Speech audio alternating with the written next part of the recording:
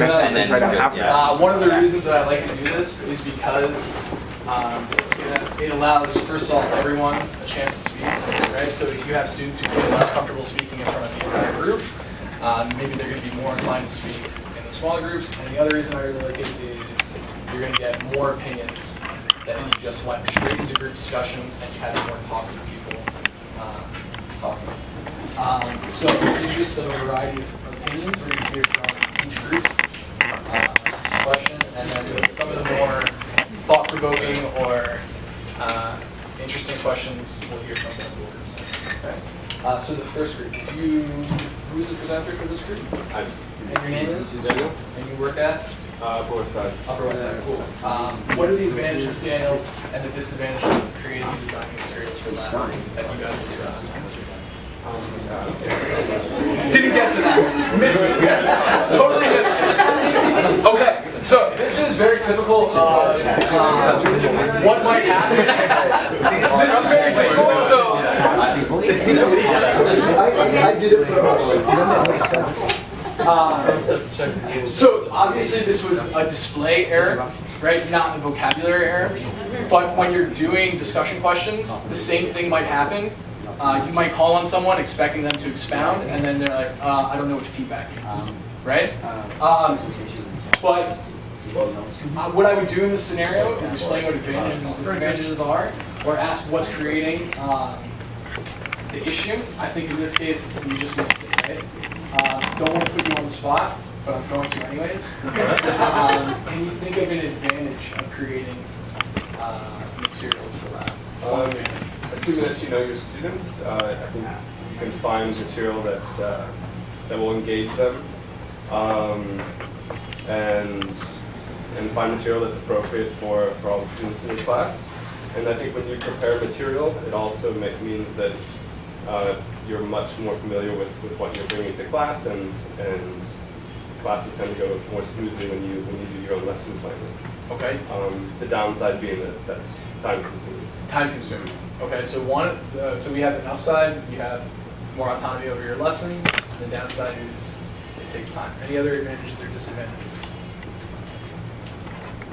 Someone from this group? I'll say disadvantage. Disadvantage. A disadvantage maybe the students don't take it as seriously because they feel as if there's not a book there, so they don't think it's as important as the monthly Thursday classes. Okay. Yeah. Others? Advantages or disadvantages? Yeah. Maybe a disadvantage of each time creating your own one. If you're creating a new lesson each week, you haven't really tested it, you don't know how it's going to go, but if it's something somebody else has done, it kind of done a test run for you. I know that it might work. Okay. One more advantage. I mean, I'd basically be going down the same path, because I like the freedom to choose, and you have the ability to react to the students in your class, again, assuming that you sort of know them, really cater it to them. Okay, cool.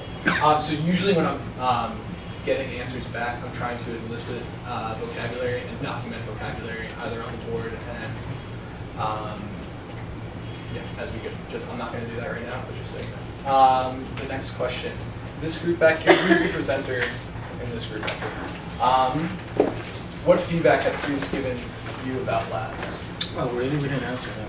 Didn't answer that. I think we went all to the bottom. Yeah. You went bottom up. Yeah. So should we go bottom up?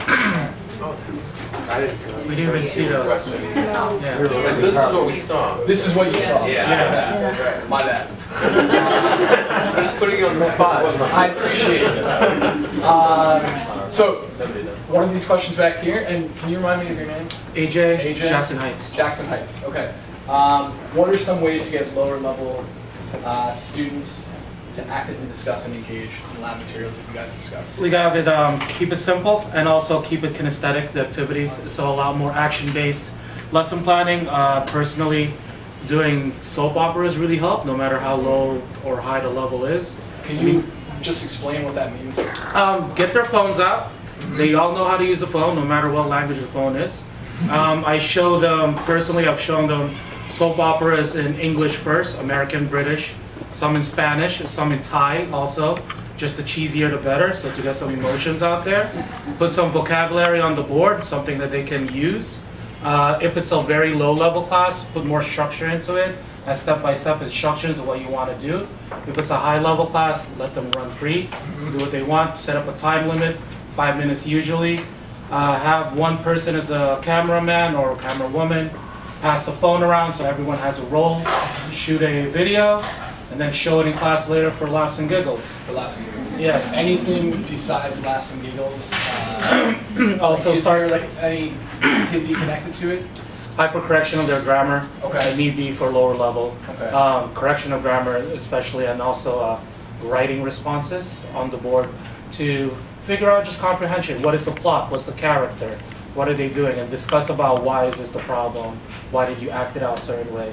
So you can give them a list of vocabulary words, emotional vocabulary, distress vocabulary, things like that. Very cool. So that's what I got. One last response to this. So to get lower levels actively discussing, getting them up and active, moving around the class, changing groups often.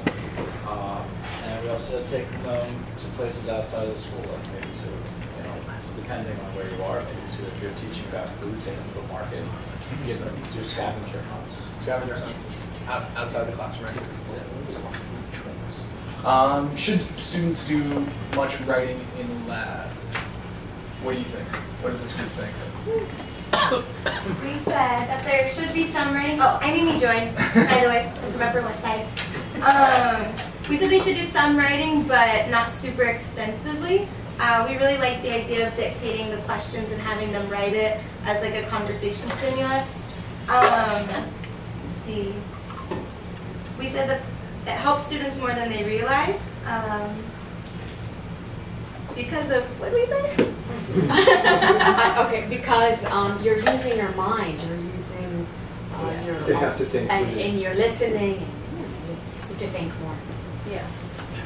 Not like a 30-minute essay, but smaller tasks. Okay, smaller task writing. Other opinions on that? Someone in Ben's group. Who's the presenter for this? I'm the You're presenter. the presenter. My name is Elizabeth. I'm from Upper West Side. Thank you. We said no. No. No writing. No, we said basically only making lists. We didn't think that, we thought it would be, since some, I don't know exactly why we were saying it, but just that the focus would be more communicative and interactive rather than academic in the writing sense. Yeah, they seem to be surprised when I've given them writing. They seem to, but this is lab. Okay. I don't even have a pen. Like, and I have to tell them they're in school. But yeah, they think it's normal during the week, but Friday they expect a lot more speaking, I think. Yeah. Okay. So yeah, the small stuff is fine. Okay. I did little writing today in lab. We started with dictating a story in pairs, and then I had them finish a story. It's just 3 to 5 sentences to finish, give it an ending on the intermediate level. Other opinions on this? We said some note-taking skills, Note-taking things like that. Yeah. Do you ever explicitly teach the note-taking skills, or do you model it, or? I went in TOEFL and then we do a little bit of that, just Okay. like to organize your thing so you can read it Right. when you finish. Cool. You said yes, keep it short, but also to elicit peer checking, so they can check each other's papers. I mean, it won't be perfect, but it still shows a level of grammar is going on there. And keep it short. Short answer, 3-4 sentences per question. Okay. That's it. I'm just going to share my opinion, I'm going to share my opinion really quickly. One of the challenges I have with doing lab in this way is that some groups are more talkative than others, and some groups will finish earlier than others.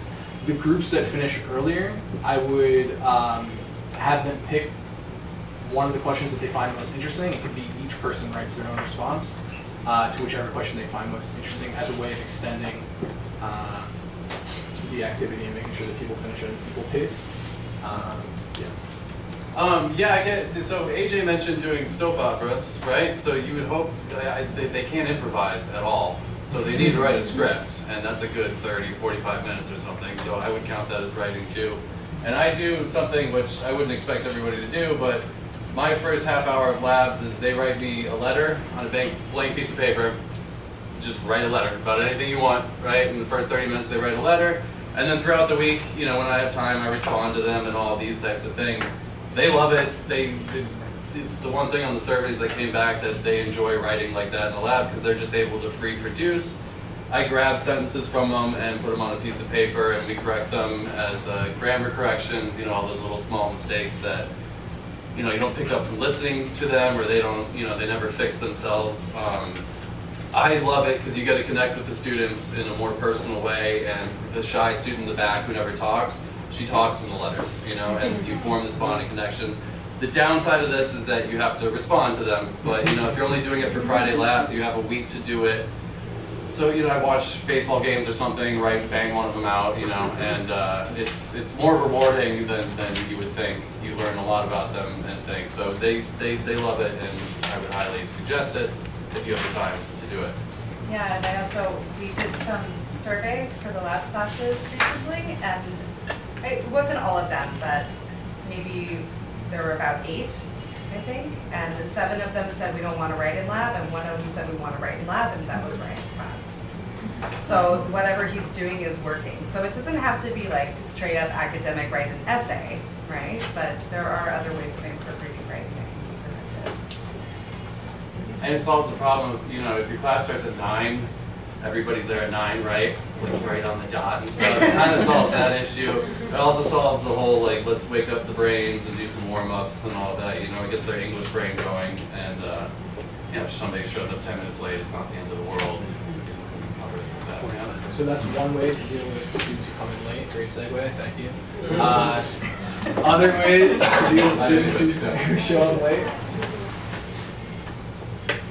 Yeah. We had a good one. Lucian, sorry. Lucian suggested having other students bring the late student up to speed by